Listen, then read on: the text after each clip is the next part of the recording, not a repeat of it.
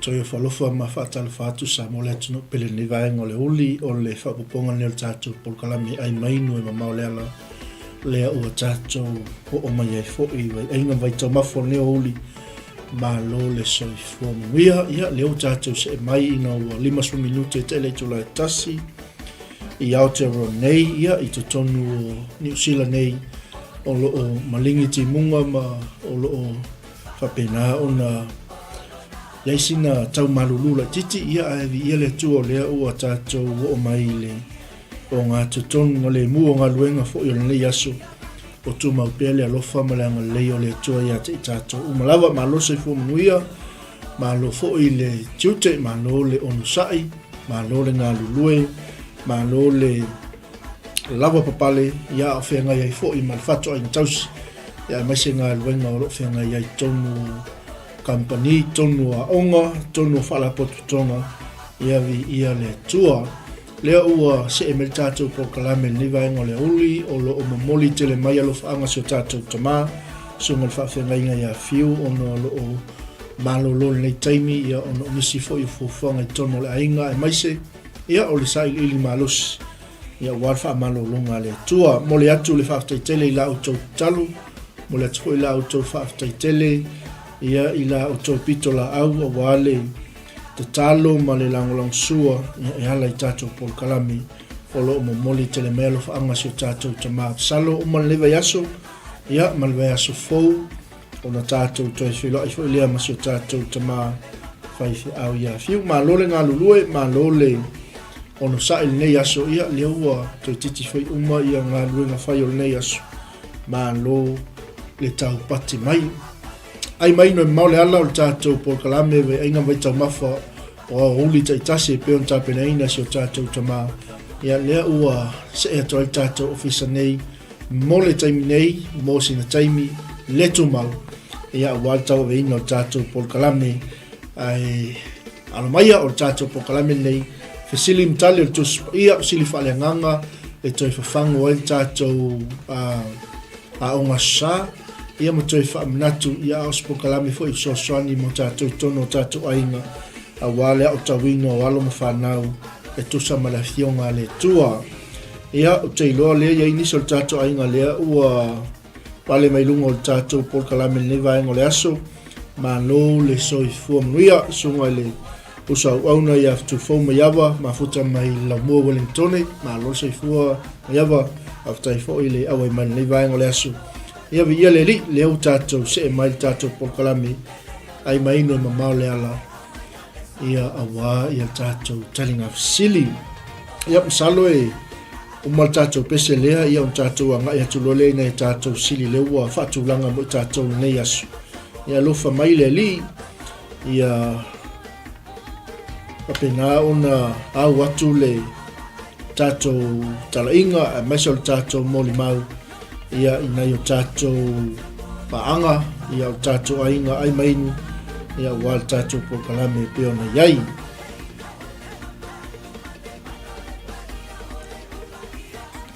ia whatalo whatu fo inisi o tātou ainga o loo mafuta mai lunga o penga tawhailangi ia lea ua mafuta mai fo i tuwhi tau whao ao le langi whatail mafuta mai alo lii sa le vau ma lo le soi fua manuia ia vi ia le tua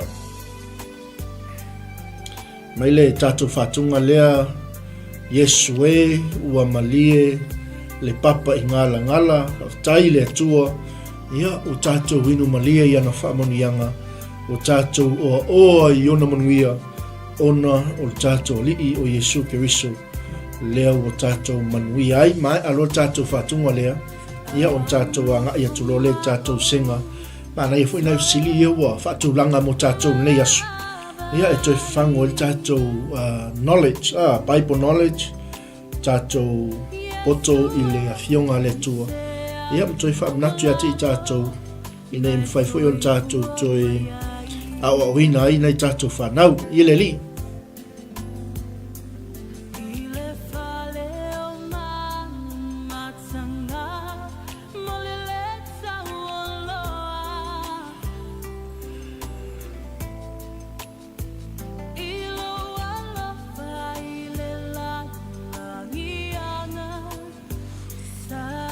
le se ma le whamaoni upo nei whatunga ia le alofa lava leo ke riso na ia manatu mai ai le nei lalolangi ia wa ia foaina mai ai o lona alo pele le loto ma le finagalo o tatou tapa o sili langi ia le ua tamau ai le ola ma le manuia fatalofa atu le tali ia taime alofa atu uso ia lofa atu fo'i faifeau ma faitua tai fo'i le auai mai lenei aso famanuia le atua Susan Fetalainga ia vi ia le ali matalofa atu fo'i sunga le faifeau ia te fau tai fo'i ma tatou polokalame ia pei ona folafolaina fo'i lenei aso le fionga pa ia le atua ia le ali fa'atomauina pea le fa'au'uga ma le agalelei o le atua le sunga le faifeau ia auā ia le tatou misiona ia le ali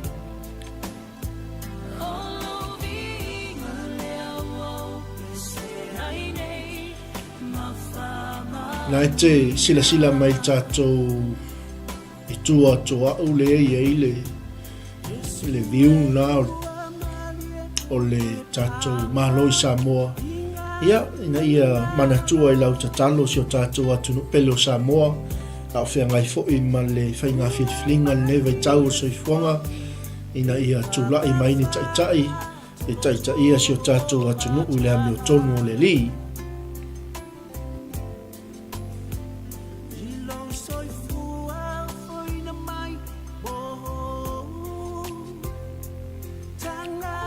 ioi o ia lava na ofo mai lona soifua ia sau e auna ia te i tatou ma au mai whaaonga le leia te i tatou na tolo manuia le tau i le lau moe Wellington ia i le nofuanga o loo alala ai ma papa au ai le fionga ia maiawa ia whapefo i la uso mai Wellington ia alofa tele atu le uso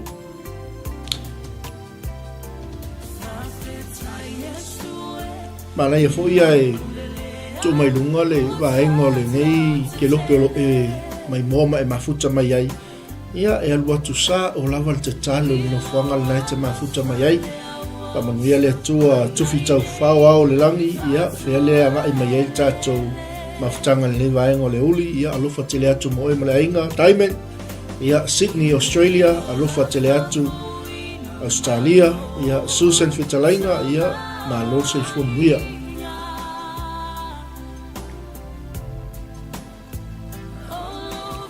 e mo fo iona mo le atu faftaitele lava ya sonafi tautua ma le aunanga al tatou misiona pe iona ia il tatou so atau mo ke riso io i latou ia le sa ngafa mo le tatou poklame le sonafi faftaitele mo le tatou maluta e falenganga faftaifoi mo le tatou manai o manava ngaluenga ia e tawalunga lo el tatou la ai el tupu ma lo faftai lo sunga te tai ulale na futu ulale le foi la sunga to ina so alo ma lo fa to ma lo foi le on sa ile nga wenga le tua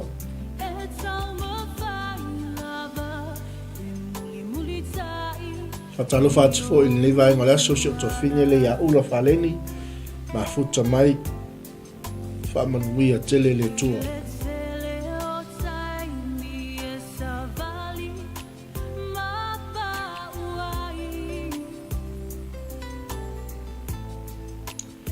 aone ngalo ia te oe ia so tatou atunu o loo whiangai ma whainga palota le vaitau ina ia whatulai mai ele tua ni toa whatulai mai ele tua ni taitai a mio tonu ia i taitaina le tatou atunu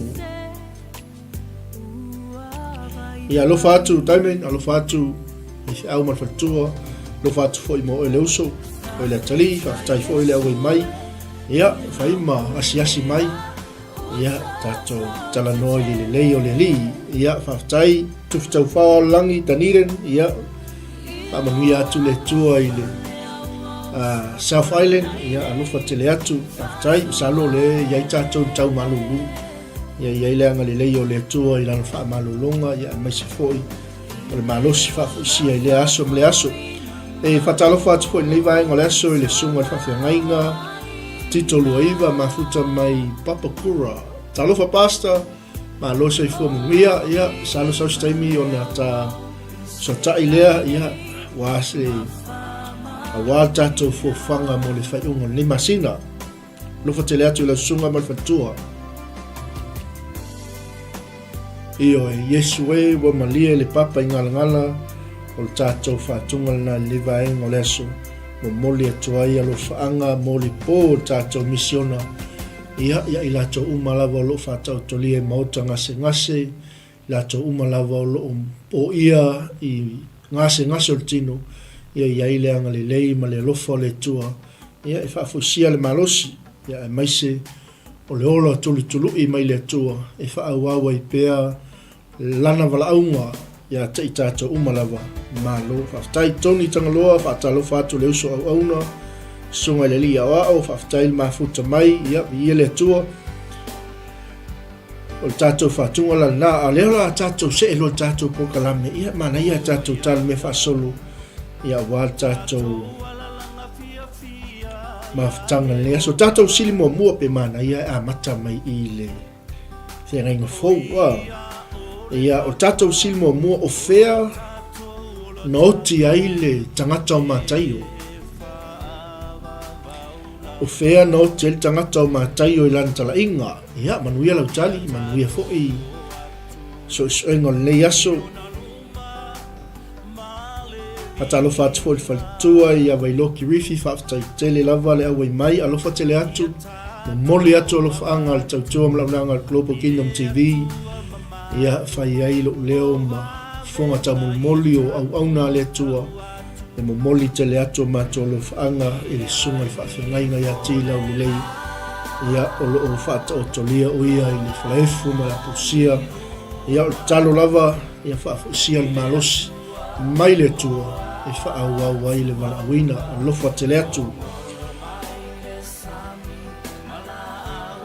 Ia whaftai tofi tau whawao langi whamanuia tele le atu. Tatou sili na o whea na o tele tangata o mātaio.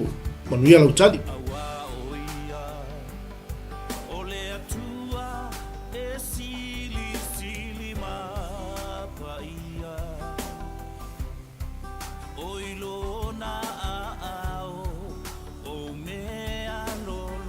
Amen. Io whatunga mai le sunga le whawhengainga ia whamnutu tanga le vau e ifo tangata umma I le tua.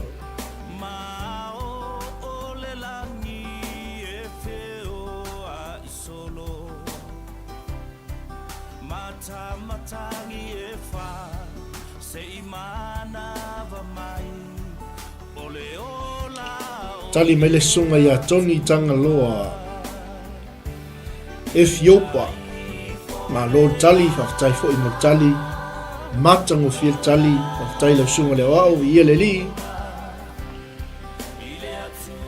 ia na o whea na oti eli tangata o mataio I lan tala inga tali mai le sunga ia toni o Ethiopa ia le li ma lo fo li sosue ia malo le sa ili tatou senga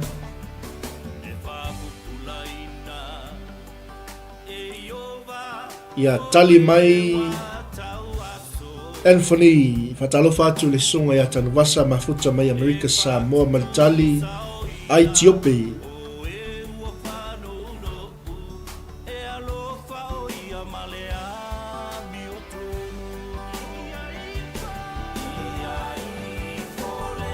lua tatou tali mai le sunga ia Tony Ethiopia tali mai le sunga ia Anthony Ethiopia. Praise the Lord. Au le tali le vaenga le aso.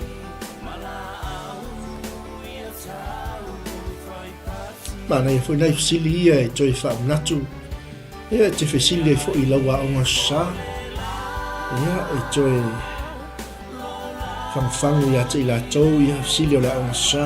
Talofa Shelley Leipen, alofa tele atu mo oi tu fine. Aftai foi le mafuta mai. Lua tatou tali o whea no te tangata o Mataio, Tongi Tangaloa, Ethiopia, Anthony, Ethiopia.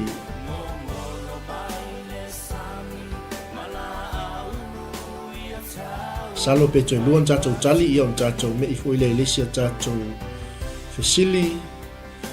Ia o fesili ai na o uina fo tatou le au sa. Ia le li. E se foi mo mol mana ia to anga le au sa. E lo atu fesili foi au sa ia i lo o mai tamaiti a. Ia o se mea fa le tonu o le ilo e tamaiti o fesili o le au sa. Ai le ilo e tatou tangata matua a. O fea no til tangata o mataio lua tali. Matang o fia tali e fiopa mai a Tony. Ai tiope mai a Anthony.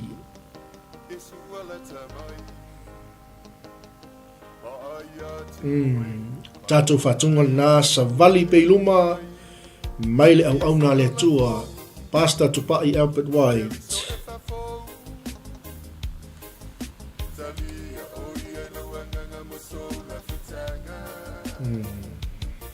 Taulai lauwa ai. Atalo fatu ni vainga le uli fale tua ya nuwao ayo mata spaya lea ua pale melungo le tatou au onanga. Tatou sili o fea no tiel tangata o matayo lan talainga. Tali mai ai Tiope, mai a Anthony, Ethiopia, mai a Tony Tangaloa. Lua tatou tali ia, salo peto tasis tali. Tatou anga ilo le lesia tatou sili.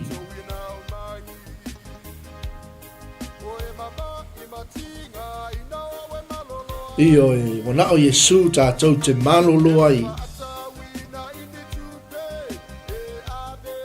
Iyo e lefa tawina fa malolonga le tua. Shirley Leipen, Ethiopia.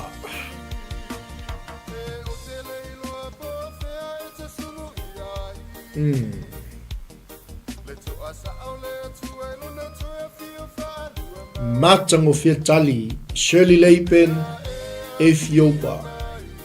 Lua tali, lua tangata o tali maya Ethiopia, tasi tali maya Ethiopia.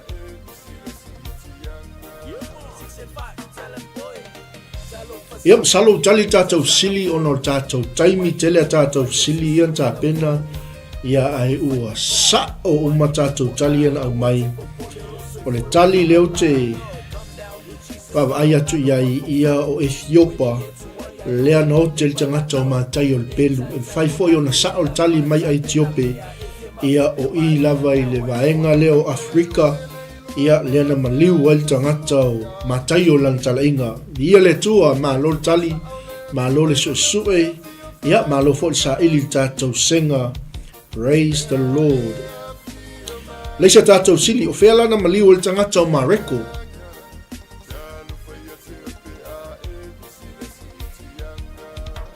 Fea na maliu wal tangata o mareko i lana tala inga. Maliu matai o Ethiopia, maliu oti o ia le pelu mareko ia o fea na maliu wal tangata o mareko i lana talainga whaftai tangiau tupola ia maletali o Ethiopia sa o le tali matango fiel tali au le tali whaftai mafuta mai wha manuia tele le tua leo tato ia tato sililonga lua o fea na maliu wai o fea na oti el tangata o mareko i lana talainga.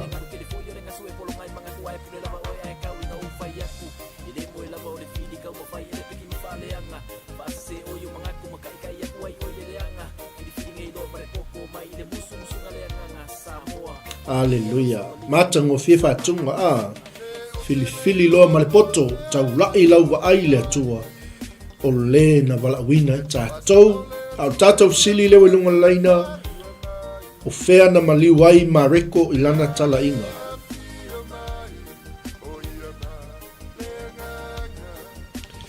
Shirley Leipen, Alexandria, Egypt. Ia po le fa Samoa o Aikupito. Wonderful. Au le tali. Tasi tato tali.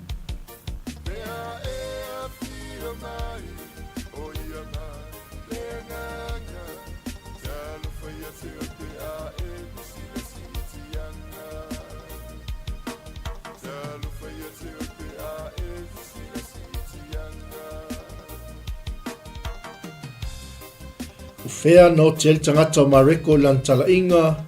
Mantua tangata leo mareko na toso e sol whanua I lunga o le awala. Maote o ia I lan talainga po le mau ia ke riso. I fea le atunuu na maliu wai tangata o mareko I lana talainga.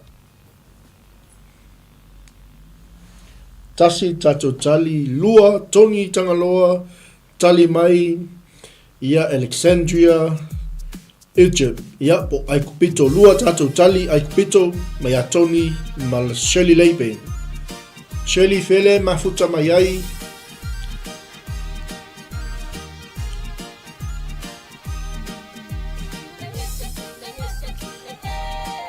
Aleluia ia na tuli esel fili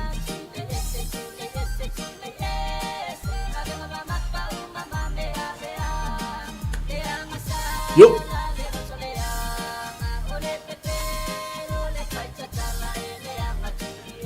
Lua tato tali. Fea no tel tangata o mareko. Tali mai Tony Egypt. Shirley Egypt.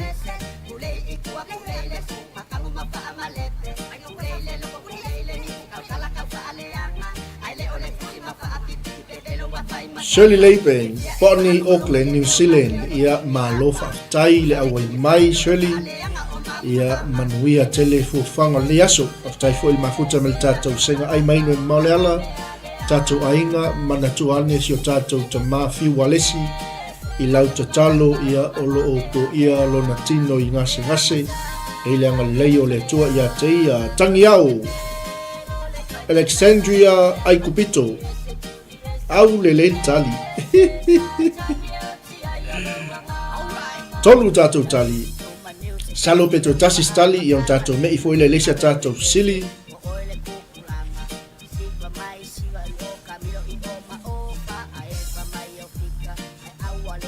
Tony Tangaloa ia le na Alexandria in Egypt where Mark dies. Hallelujah. Amen.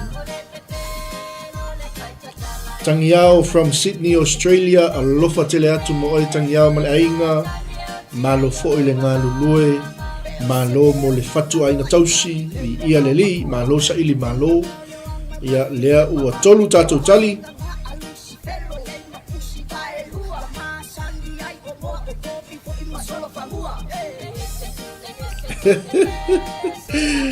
Matango fir pese po fatunga tulu yesel fili, ia ai aua e te tulia I lista ngata tuli e sele fili se si me alu ai ai aua te tango tuli atu I lesi tangata Hallelujah. Salo lea ua tali tatou sili tolu tatou tali Tony Egypt Shirley Egypt ia male sunga ia tangiao tu pola o Egypt Patalufa tō nei vai ngole aso, nei vai ngole uli, le usoa au auna, sunga whaiwhau, Samuelu Ta'avao, all the way from American Samoa. Alofa atu pasta, ma alofo I taitono nei whia ngai mga luenga, ia ma alofo I le tauatai, ma alofa malosi. Ngā luenga Walter Singo ainga, ma alofo I le ngā lue, ma alofo I au auna I le atua malona whinangalo. Ia utali tātou sili, Tangata o mareko na oti ai kupito I lan talainga mai na toso e sol whanua I le awala se ia o I na oti o ia talo whai. Ewa apostolo ia I lato uma e le I whaingo fie e tu uina mai o le tala le lei mo I tātou. Ia e peifo I o na oti o tangata o mātai o I le pelu I Ethiopa. Ia leo o tātou ia I tātou sili lon tolu. Whiala na oti I tangata o Luka. I lana talainga manuia lau tali ma lofo tali sili leo tato iai silon tolu o fea no til tangata o luka I lana talainga Ioi on mea ia e kenga luwe ama ave lau I inga I le atua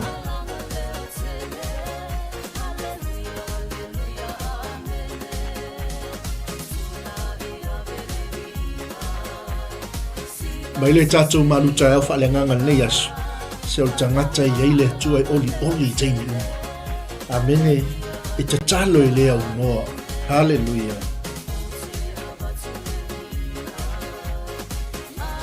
Sfulima minute te ele tulai lua mai te tono tato ofisa fasalau I ota huhu nei o lo o iai le ofisa tu tono tato tautua mlaunanga Global Kingdom TV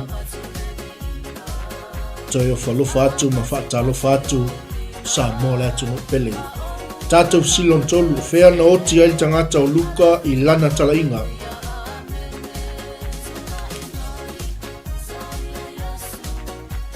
yo ioe tato wo ya Yesu tali mele sunga I le whaifeau Samuelu Tavao o Eleni Shirley Leipen Chris ma lol tali patalofa atu fo tinaya to sivi tole 4 mafuta mai le west malofa aftaile au mai talofa mama alofa tele atu foi le uso au ona ya Jimmy Brown mafuta mai vainganga I Samoa maltato au nanga mai Samoa fatalofa atu foi ya inicio tatu ainga wole maua atu ai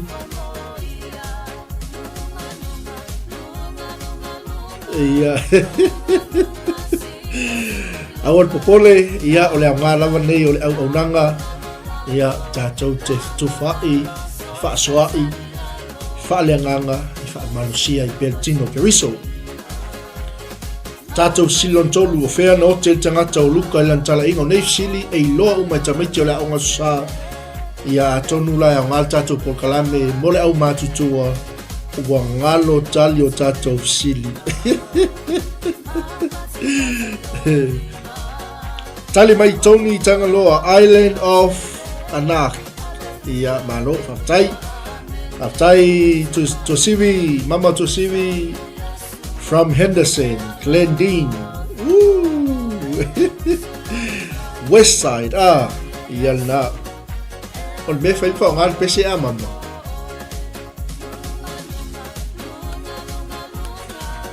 tasi tatou tali lea ua tali mai ai Samuelu Tavao Pastor o Eleni Shirley Leipen o Eleni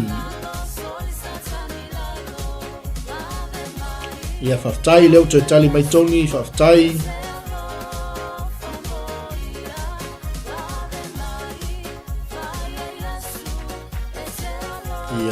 ia leli alo tali malo siva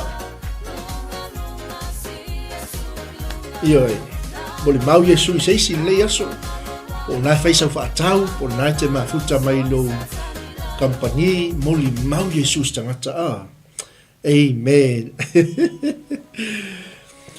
Luka o fea noti ai mantua tangata o Luka o fe mai na tau o ia o na o lana tala inga na whaolaina I tangata I toa tele wow wa mai tato o whaau lau tala inga lea ua oti tangata o Luka le tau sa ili ato le tato sili o fea na oti tangata o Luka lan tala inga fe mai na tau o ia ili la au ona o lana tala inga na whaolaina I tangata I totele o whaolaina se anganga ia te oe ia taluna amata mele tau sanga ia o se lui tau mo tato umalawa whanau le tua ia wao tatou tiute lea ma tatou valauina lea ia o le whaolaina o nganga ia le li tolu tatou tali sunga al Sam Tavao Eleni Shirley Leipen Eleni ia whapefoi le sunga ia Tony ia lea ua tali mai ia klaftai ioe tatou te maua mea uma ia Yesu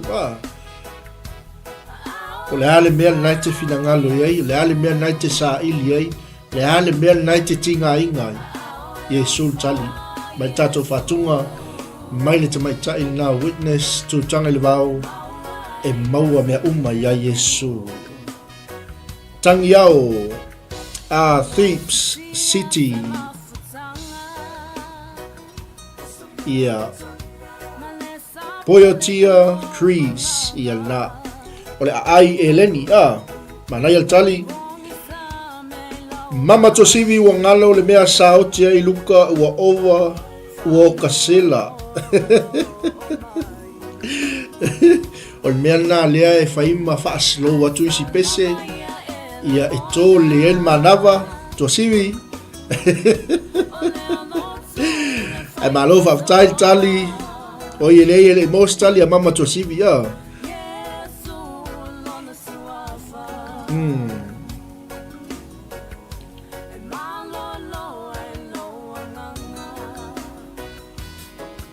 Swafa Yesu tātou te malolo ai. Ao lofa Yesu tātou te maua ai lana wha malolo. Tolu tātou tali.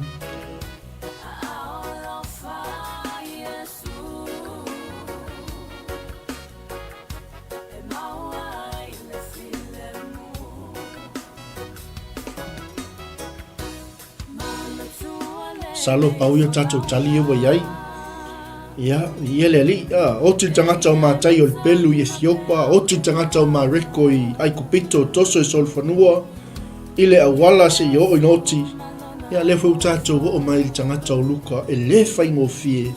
Maina tau o ia i le mea mawalunga. Ona o lana tala inga na whaolaina ai tangata i tō tele. Na maliu, pe na oti la tangata o luka. Saa uma tātou tali. Na maliu i eleni o i na aluanga i tala inga tangata luka ma maliu ai lava ono le mau ia ke wiso ele i toi solo muli nei tangata i se mea ele iai se mea na toi whaafefe i nei tangata ele iai se mea na toi mata tau ai nei tangata i le mau ia ke wiso na ofo atoa o lato rola mo le alii malana tala inga leisa tātou sili lon wha leo tātou iai sea la le noti ai le tangata o Ioane. Mantua mai pauleo o le tangata noti file mu. Mantua e ese le Ioane Evangelia. Ia ese le Ioane leana tusia falinga. Ia matusia Ioane le tua. Ia Ioane apostolo o fea na maliu ai.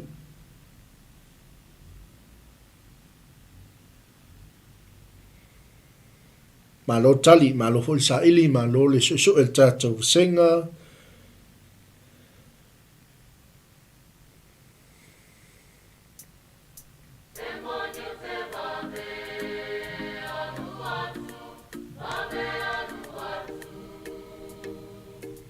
Manuia lau tali. Atalo fatu le uso o auna al sunga al whawhengainga Elia Samsoni af taile mafuta mai. Thank you brother, thank you pastor. Ia o manuia me uma le alofa mlenga leo le tua af taitele lava. Shirley Leipen talo fai ia le na fe meia fiu telo tato pokalame. Asi lolo telefoni ngale kuko ai kongon mai koe to e mai fafo o seki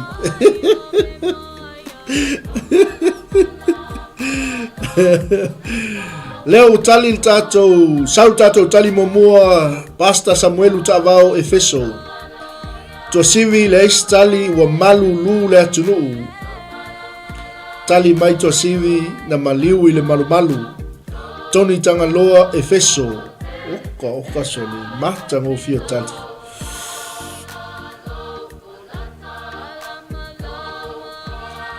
Oa mai lau tala inga, oa mai lau mau, oa mai lau moli mau ia ke wiso.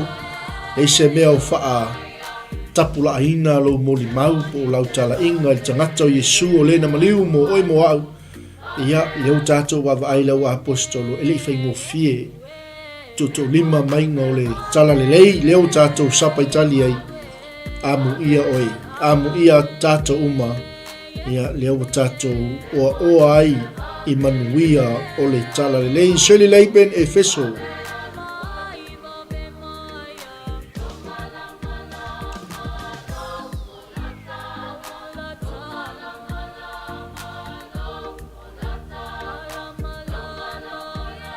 Mana ia foi me leo le ai ostali ia fa ngale pese ato siwi matango fie ia siwa faitanga mama to sivi le tangata yoni ele faingo fie tangata ele imaliu meina fa asa le suau matu ia tonu ele imaliu wal tangata yoni mai watu lole ola wali ia wa mai yoni ma ave le motu ai patamo ma fa fale pui pui ai ma le manatu e oti el tangata yoni ai le ai ele oti fol tamalo o le moto patamo ia ina il moto patamo le ana iloa yoni fa linga ma ia tu sia ma ia tu sia falinga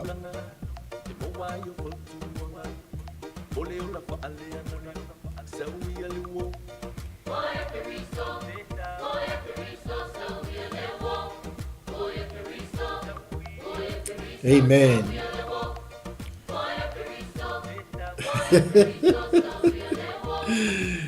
Ioi sau ia Yesu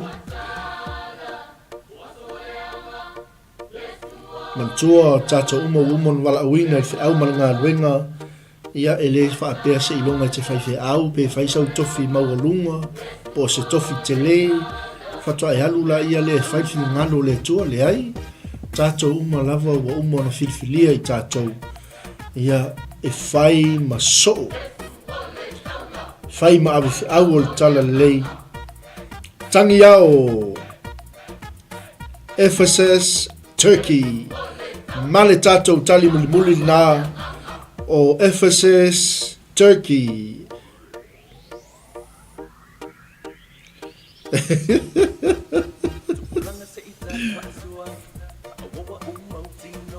mana yo sili ao ia ua tali tato sili mantua Paule o le apostolo Paule o le tangata na maliu file mu o le tangata Ioane tau fai tangata e whavela le suau matu ia i tonu e le oti ai atu tangata e le oti tamalo o lato au mai o ave o ia le moto patamu nofo whawhale pui pui ai mai atu sia mai al tusi whalinga ia matoe au mai ai o ia maoti ai mangalue ai a ngai maoti la tangata le itaki o Turkey le aua maua le mai e tangi au ia sa fai ei o ia mai kopo ma fai ei lantala inga ia ma maliu ai lava maliu file mu Paule o le apostolo na maliu file mu ele ioti fa maturu ia o le apostolo Ioane ia whaftai whatalo whatiko i lau auna le tua sunga le whawhengainga vai ia marwhatua ia po mani whaftai fo il mafuta mani ni vai ngole aso tato so tai pia pasta alofa tele atu ia Shirley whamanuia le tua langa i atu i lunga le ala ni vai ngole uli amen leisa tato sili leo atulai mai sili lona lima o fea lana maliu al tangata o Peteru i lana talainga manuia lau tali o fea na maliu ai Peteru i lana talainga mantua tangata o Peteru ina o taitai atu o ia e fasioti e fe mai tala tangata o Peteru sole ele fasioti a o e fa peio na fasa tauro lo oli mele yo Peteru le oli ia fasa tauro fa'au lunga uwai e fa'au lalo lo ulu e wai mantua ia o fea lana maliu wal tangata o Peteru manuia lau tali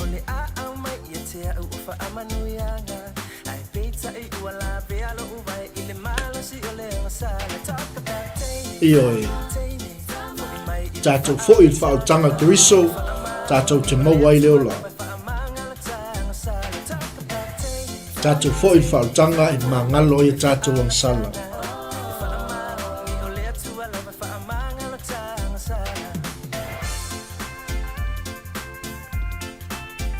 o fea no te tangata o Peteru manuia lau tali Tony Tangaloa Rome 64 AD. Oka. Ngata mai o nei tali. Mātango whia tali. Whaktai tonu i via le tua. Whaasoa atu whautanga. Whaisau whaatau. Ia. Whia lava olo e mafuta mai ai. Wa ai lea wanoa. Whaasoa o whautanga i stangata. 𝚟𝚒𝚍𝚎𝚘, Rome. Na whaasa tauro. Upside down. Tufau mayawa Roma. Malaya tali. Via le tua. Io e le whao la tanga. Na whasi o tia ai au auna le tua ono oe mao mai tato uma. Ia whatalofa tu fo'i le pule le laf manu Nick Paula sunga joina. Ia malo se fuanuia Nick Paula lea male tali o peteru na whasi o tia i lalo o le malo Roma i le tupu o nepu. Oka o kai matau tia al tali. Tua sivi ia se o Roma pe ia e kopi tali lea. Malo tua sivi ia whaftai tali mai tua sivi o Roma. Ai mainu e mamao le ala.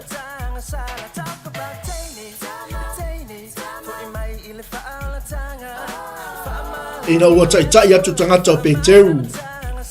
Wa ai atu Peteru lon to lua. Wa ai mai to lua Peteru ia Peteru. Ai fai mai le tala whawhine ia Peteru. Peteru ia e mana tua puapua ngao le li whaola. Ese le mata ngō fie. Naia ia ni fine whapea a. Aleluia. Tai atu to lua e whasa tau e mai le to lua Peteru ia Peteru. Peteru ia e mana tua puapua ngao le li whaola. A watu leo te maa lola whasa tau e mai Peteru leo li ia. So le e le whasa tau ina o e whapei o na whasa tau o lo li. Le ai whasa tau o whaau lunga o vai e whaau lalo lo ulu. Hallelujah. Yo. Malo tali.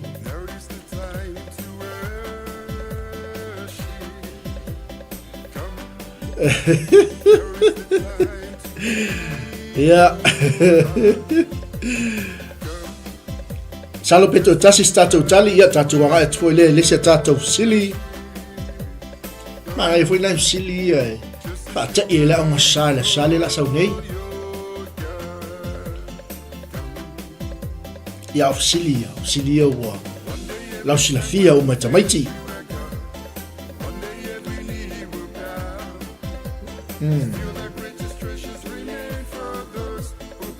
Tangi au Roma ua tali tato sili maliu tangata Peteru i Roma ono le maui a keriso male tala inga maliu i Roma. O leisia tato sili o fea na maliu waili tangata o Jakopo. Le apostolo Jakopo po le uso Yesu la whaingo fie tuai. O fea na maliu waili tangata o Jakopo.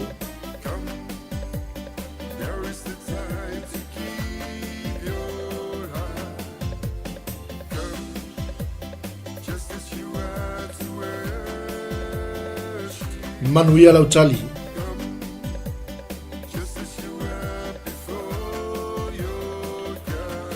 Ai mainu e mamao le ala ina ua tolu suma tolu minute te ele tu lai lua. Manuia fo ila ngai atu ilungo le ala ni vaenga o le afiafi. Ia nisi ila tau lewa ngai atu i moto malawa.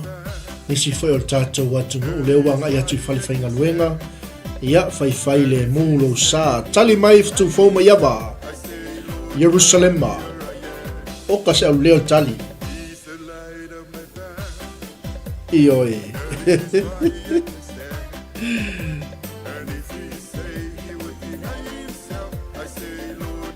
matango fie tali mai tu foma yava Jerusalem eselema na ia mo molto anga ila anga sa to sivi sale aula a weka fe sale aula sa o le mama tosivi o le tangata ia kopo na maliu sa le aula ia le tupunga mai ai ia whaithi au le tau tala atu. Le se tātou tali le itangi au ai kupito ma lor tali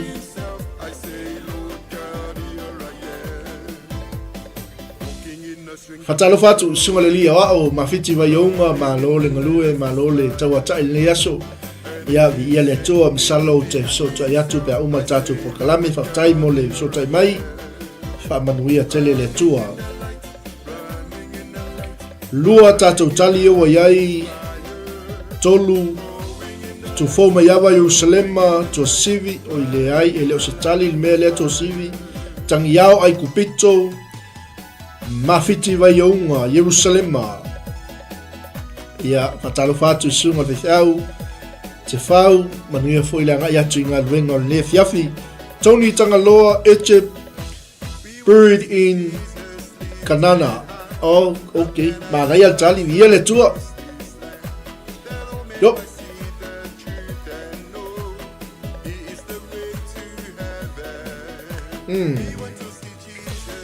Tufi tau fau au le langi Yerusalema.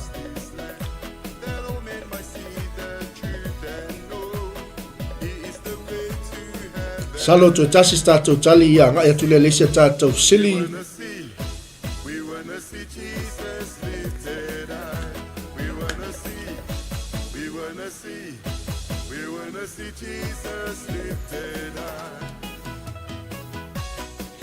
Ia na ai fia va ai Yesu ile manuia e fa vau ia e tinga ina le terminei ono tangata o Yesu tato uma lava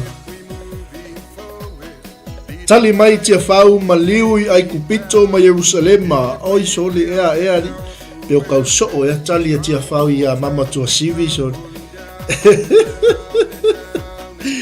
Lik Paula o Jakopo na mua lava fasiotia Yerusalema i le pule a Herota le tupu o tangata Iutaia ma lo tali.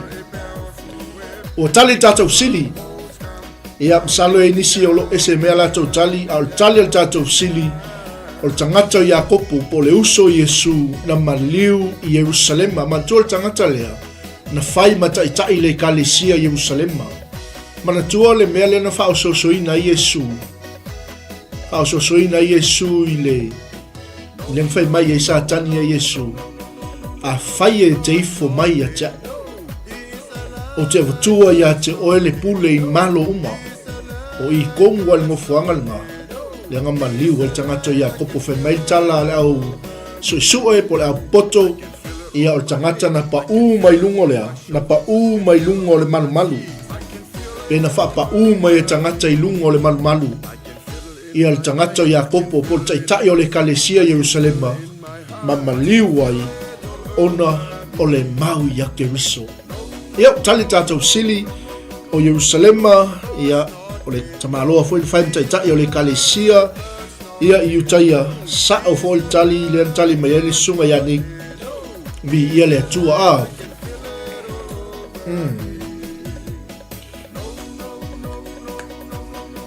Malo tali, malo fo ile. So malo tali sili. O le sia tātou sili.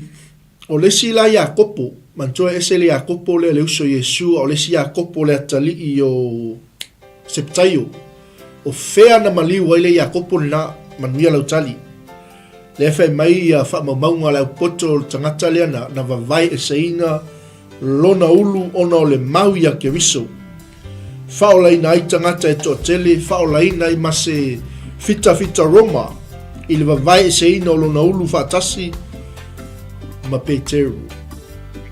Ianga iai ma tangata o Peteru i le taimi na fasiotia ai Jakopo lea le atali o septaio. Manuia lau tali.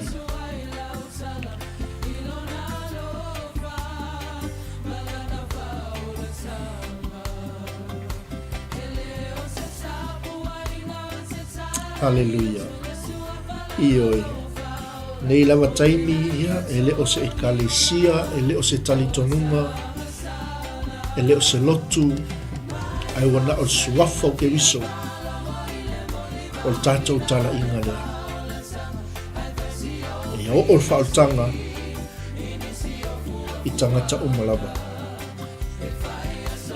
Manuia lau tali, Iakopo le tali o septaio o fea na oti ai.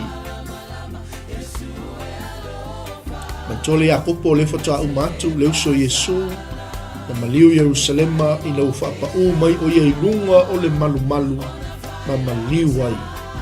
Ia le se tātou sili Iakopo le tali o septaio o fea na maliu ai.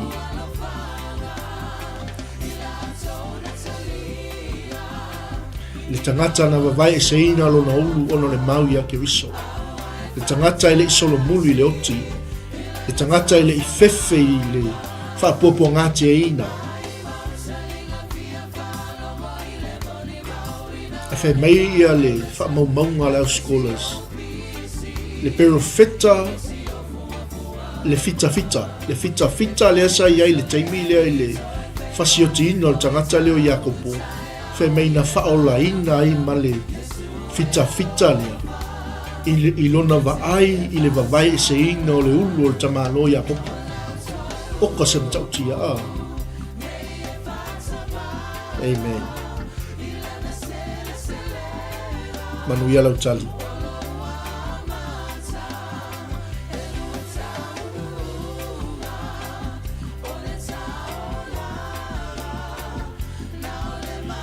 Salo ele isau lava statou tali. Ia o te lole la tatou me ile se tatou sili. O le tangata leo Iakopo, le tali o septaio ia na maliu fo Yerusalema. Na vai se ina lo na ulu o na ole whaoletanga ke riso. Ia na maliu fo o ia Yerusalema. O le se tatou sili. O fea na o te tangata o patolo maio. O fea na o te tangata o patolo maio. Manuia lau tali.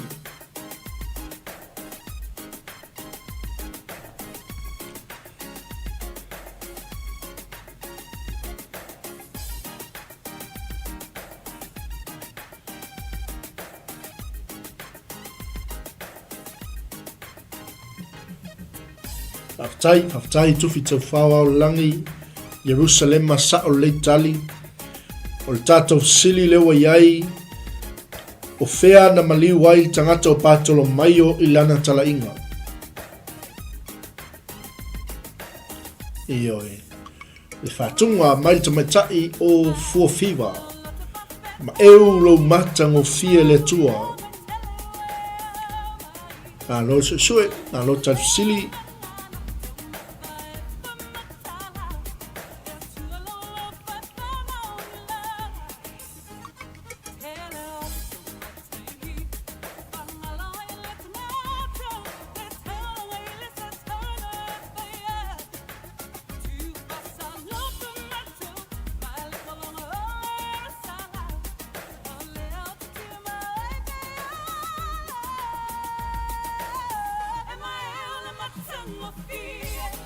Ioi. Eu le matang o fie le lofo le tua ia te tatou. Nick Paula Maltali o Antioka.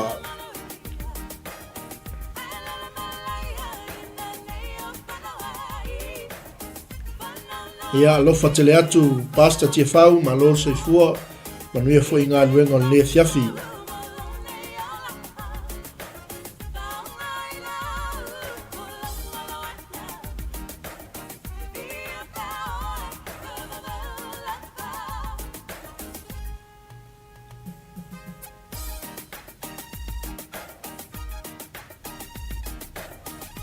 Malo tali. Tasi tatou tali o Antioka o fea na maliu ai tangata o patolo maio i le tala inga.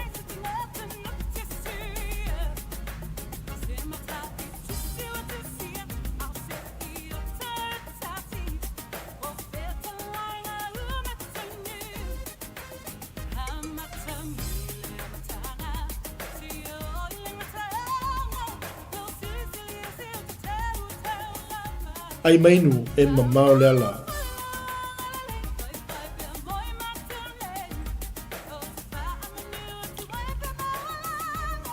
O fea no te tangata o patolo maio manuia lau tali. salo tai sau tatou tali. Te tali mai le sunga Yanik o Antioka o le nuu lea i Ethiopia po o se epa lea sau wai le tupu tamaitai o se epa ma lo tali Tony Tangaloa manuia le Polkalame ia whaftai Tony alofa tele mo o le uso au auna ma lo fo i le on sai tiu te whai tono le ainga.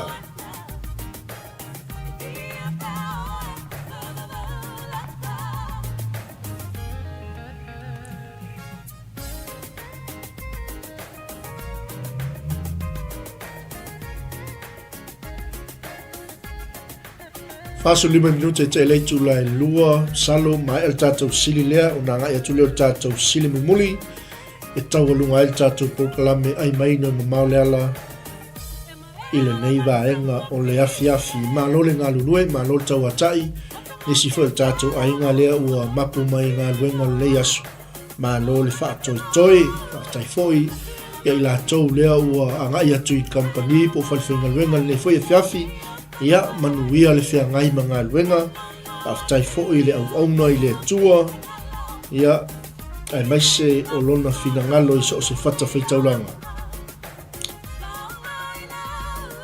ia salo ua tali tatou sili ia o tangata leo patolo mai o na maliu i Asia mai tala le tuspaia tangata leo na fai mataitai le kalesia i le fai mwhai au talai le atu Asia na sasa o ia mawhaasa tauroina o na le mau ia ke viso ia mawhasi o tia i lava o ia e le i toi solo muli le tala inga ia malofa aftai ia le li o tatou sili muli tatou sili muli tau lunga toa il tatou Polkalame ai maino e mamao le ala o fea lana o te tangata leo anterea manuia lau tali o fea na o te tangata o Anterea ia le li ia whaftai mama to sivi whamanuia fo i le tua le au nanga le fiafi ia i le anga leo le tua i le tala inga o lona thina ngalo. God bless.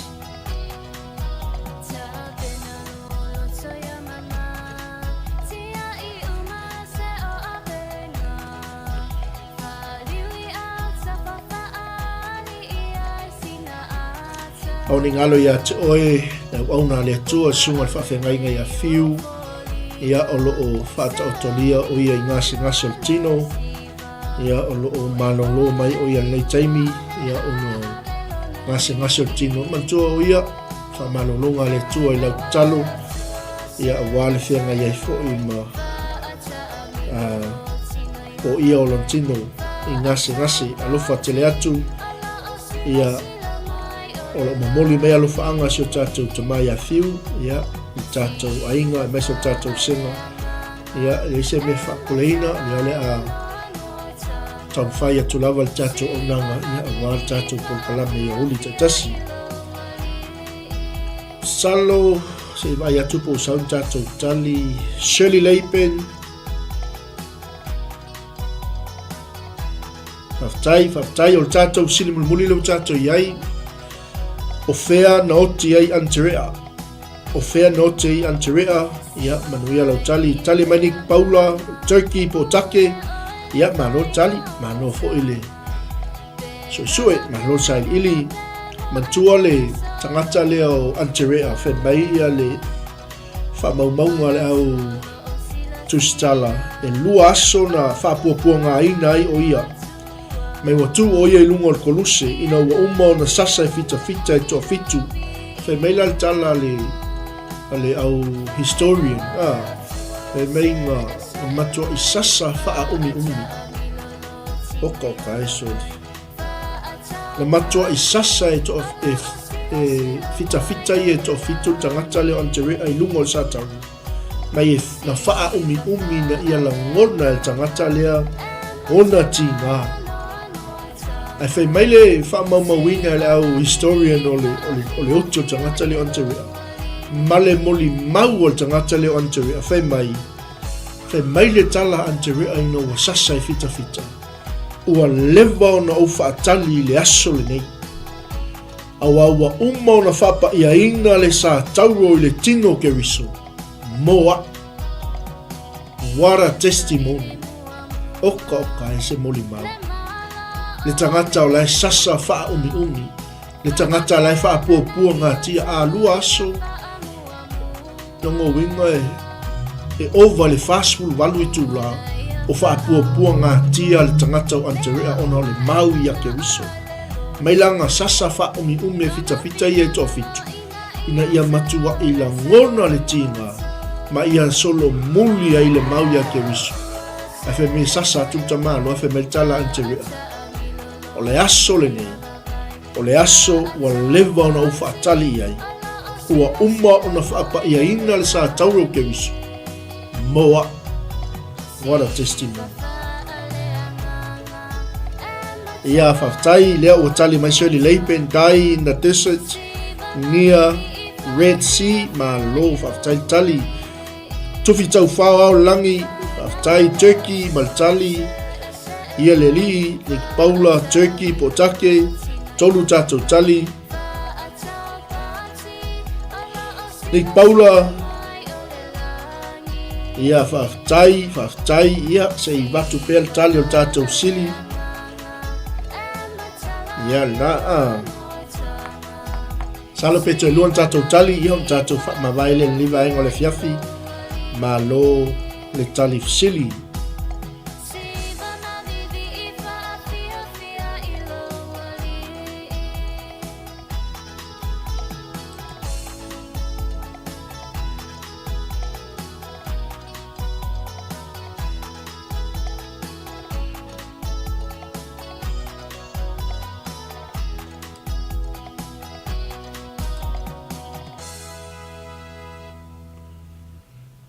Amen, amen, amen.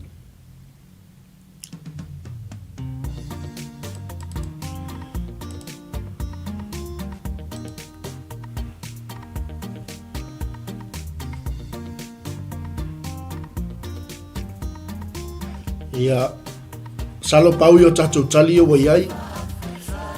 Nick Paula, Turkey potake, tufi tau whao langi, Turkey, 𝚟𝚒𝚍𝚘𝚘 dai in the desert near Red Sea. I ia le atua.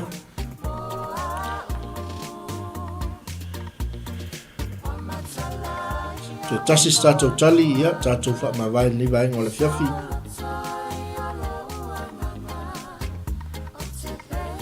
Hallelujah.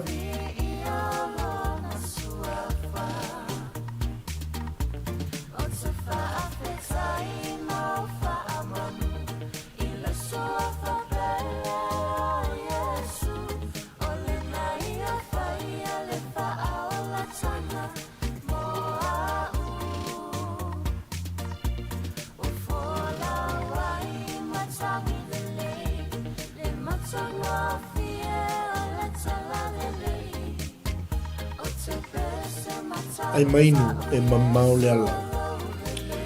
Salo ia wale to yaise stato tali ia ele itali il tatou sili. Al tali o tatou sili. O tangata leo anterea na maliu i eleni. Lua ason whapopua ngā ina ai o ia. Ono le mau maltala inga ia ke riso. Tali o tatou sili. O ani terea na maliu i eleni. Ma whasiotia ai o ia i le taimi o lana tala inga. Mo le atu le nganga whaftaitele si o tātou ainga ia e tusa ma le tātou porkalame liva ingo le aso. Mo le atu le whaftaitele le whamoino lo tō taimi ia wā le tātou senga ia uli taitas. Talo ia iaileanga leo le tua le whawawino tūte mawhaiwa le le aso. Ia e mai se fo i o le tātou whenga iai ma la singa o le whenga iai ma le whatu ai na tausi o le whenga iai ma so se wala uina ma lo le ngā lulue ma no fo i le wha ma lo losi le aso ma lo le taupati le fua amata on tātou wanga atu le wha le o ngā tonu o le lewa aso ia o te talo ia taitai atu pēa i le atua lo tau se fua ma lo o tau wola ia i le whai unga le lewa aso au tātou ngā lulue ai fui ia i so se whaiwa ia mai atau nei pe foi le tamai a fiu tapo i mai ia e moli tele atu ai alofaanga ma le whaafitai i le tātou ainga o le whaaunoina o lau taimi ia wal tātou polkalame peona ia uli taitasi lato uma o le maua atu ai le vaenga le aso ia le anga le leo le tua i tonu tātou ainga sa mola atu no pele au le ngalo i lau te talo si o tātou atu no ia o whenga iai ma le whainga pālota o le nei fo i tausanga wal sa ilinga o se taitai ia e tūlai mai e taita inga si o tātou atu nuu le ami o tonu o le tua. Ia whamanuia tele le tua i lau singo tō le aso mai a te ngei o lau tō auna pasta mai te alofa tele mo o tō soifua mai a manuia.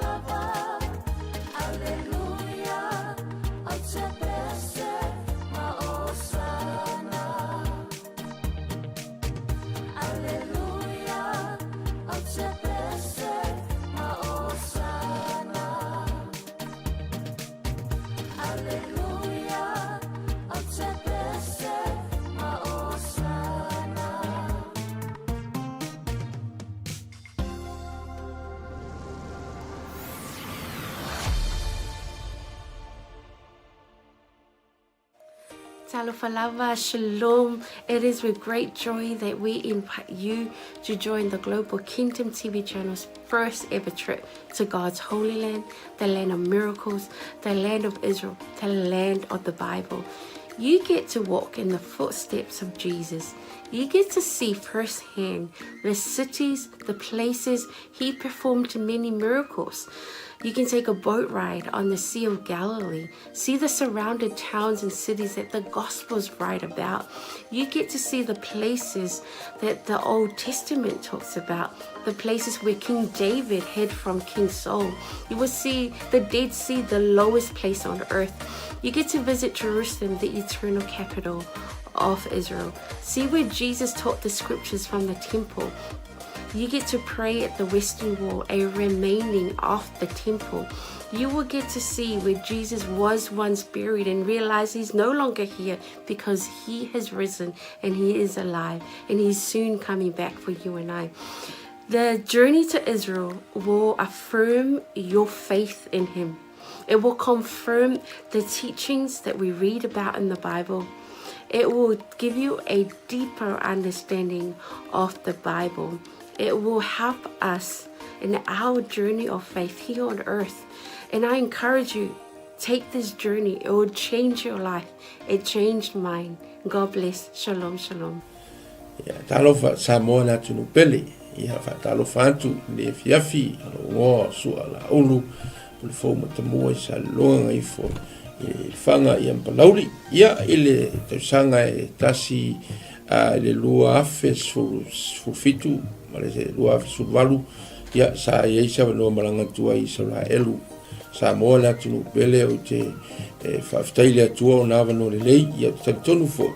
Lo ia ia te oese la ngona fa pena na e fia alu pa ia po no le atua. Ia ele se taimi po e talo fo ile atua mo se taimi. Ia le mi le lea lua afe lua lima lo fa pena na ia fa moe moe le tatu malanga. Ia fa te fia malanga mai lo ainga pe a se noa.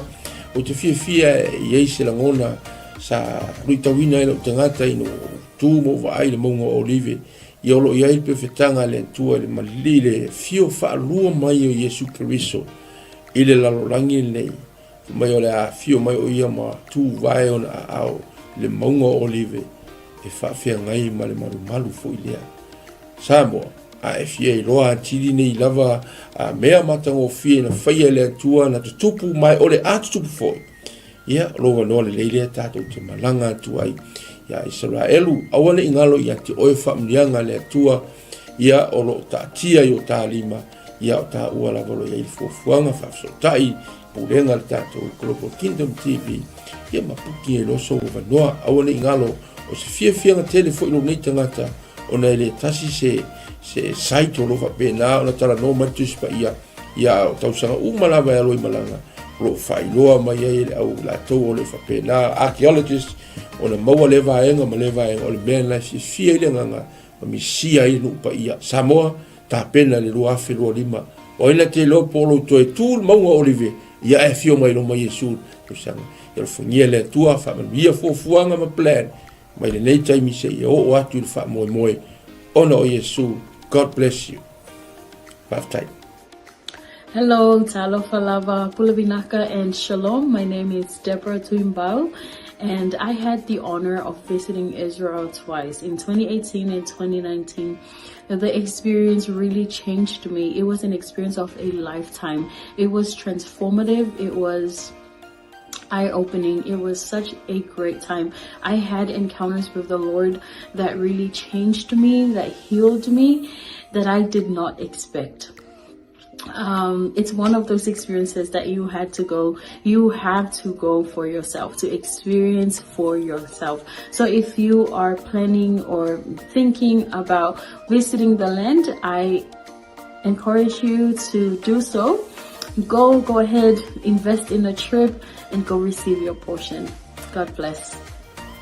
Ya, salom, 𝚟𝚑𝚙𝚢𝚅, wa paanga kato Global TV so se tolera lang. Ia ole o sia Paulo Poutoa futi pali ile le ngoa. Ia ole lua fesulfa na o malanga Israel. Ia e se tau so ole atua, ia o se mesa famanina ia ole te la mea le lei uma ai o se o le maunga whirua ingale na tatalo ai Yesu Keriso ai tu mai ia iria ma mo se le si tu ngango la ngonga ai se va ngango la ngonga ile nganga pa ia le tu ia awalo fasingo manga fo ima ile o mai male pa ngai ngele tu nganga luenga ai o lo sila mai mo nei tu la ia o te le sa le simalanga le tato Global TV ta sang fo ia fio mai tala mai au ta wa yo lo so te o le tua fa yo lo totalo le tua ai mana ia fo o te soli fo i au le tua sa fa malanga lu ia te te ne mo finish fa monang ia fio mai tala mai au fa fo Yesu Keriso. Amen. 𝚟𝚑𝚙𝚢𝚅 and Shalom. My name is 𝗚𝗚𝚙𝚢𝚅 Sharma and I led the Salmon Delegates for Israel 2022 and 2023. And both groups went to Israel for the Feast of Tabernacles, which was around September and October of both of the years 2022 and 2023. And I just wanted to come and share some encouragement and some quick encouragements for those who want to go to Israel this year.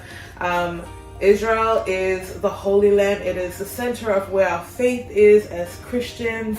And I want to encourage you that if God has called you to go, to please take that step of faith and join the group that is going this year with Pastor Michaele. And I want to assure you that going to Israel is a trip of faith. You may not have all the money in the bank, but if God has called you, I believe that the Lord will open the door and make the way for you to go and receive whatever He has for you in Israel. And I'll just share that being in Jerusalem, the city of our faith, the center of where everything happened in the Bible, it's an amazing experience, and there's nothing quite like it. And I can say, going to Jerusalem twice, 2 years in a row, it did have an impact on me, and I encountered God in a new and fresh way in Jerusalem. And I also want to let you know, one of my favorite places in Israel to go is the Sea of Galilee. And we know from scripture that the Sea of Galilee was where Jesus did many miracles and ministered during His time here on earth. And it's one of the most peaceful and beautiful places. So I do encourage you, if you do get the chance to go and see the Sea of Galilee, where the Bible comes to life. So if you want to have a fresh encounter, even with the Word, when you read the Word, it is so different when you've gone and seen those places where Jesus walked, where Jesus ministered, and even the places where our Lord died and rose again. So that's my encouragement for all. If you want to go to Israel, I believe this is one of those opportunities for you. So please take a step of faith and get ready for the portion that God has for you. In Jesus' name. Yeah.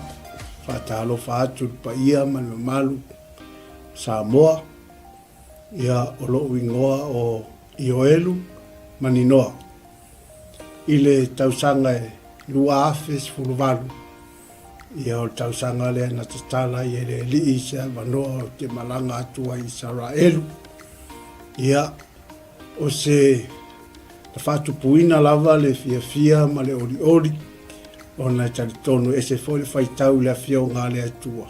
Ia ese fole vainga ina wahalu ma vaai matu lau ele. Ia tele lava ni lui tau na o mai. Ia ai pei lava o le na o vaai ai le vai tafe o Yoltana. Ia o le vai lea sa baptiso ina ai Yesu. Ia o lea sa faatino ai la mātou baptisonga. To tele i mātou 50 fa i mātou sa whai en mātou baptisonga i sunga foi whawhengainga peo na mātou iai. Ia la ngona lava le mamalu o le atua sa whai foi le viinga, ma whai pesenga, ma whai le tautalonga. Ia ona o le anganga whaaftai i le atua, le iawa noa tatala mai e le atua, ia a whai o iaise mo i mitinga, ia te oe te fia malanga le nupa ia, ia lo wawa noa le lei lea ua saunia le Global Kingdom TV, ia le awa noa, ia e whai malanga atuai, o no le swafo Yesu, Amen. Talo falava, o lo wingoa o e seta wapsuanga whaumui. Whaftai le atua mo le nei awa noa o maua e mawhai ai ona o whaasoa atu i atu oe, pe a whai o ia te oe se langona e te fia asia le no upa ia o le atua. Le nei a fiafio te fia whaasoa ia te oe. O se filifilinga tonu, ma le ame o tonu. I lo wo o atu iai, o le a e iloa ai, pei ona o wo o iai, e te langona le iai o le atua i mea uma. Lea na o whaapea i fo ai lo uloto, le i tioa a mo li mau le a fionga pa ia le atua, na o si fea ngainga ma le nuu o Israel. Va ai i ai le manuia i so se mea, lau ele o la autoto o mea uma, manuia ia o le atua o lo tali e Israel. A whaila o ia te oe se nau ta inga e te fia asia, e maua lou awa noa, tātou te toe malanga whaatasi ai ma oe, pe a whai e te fia malanga, e le nei malanga o lo o tāpena nei, ia ona o le swafo Yesu, amene, ma amene.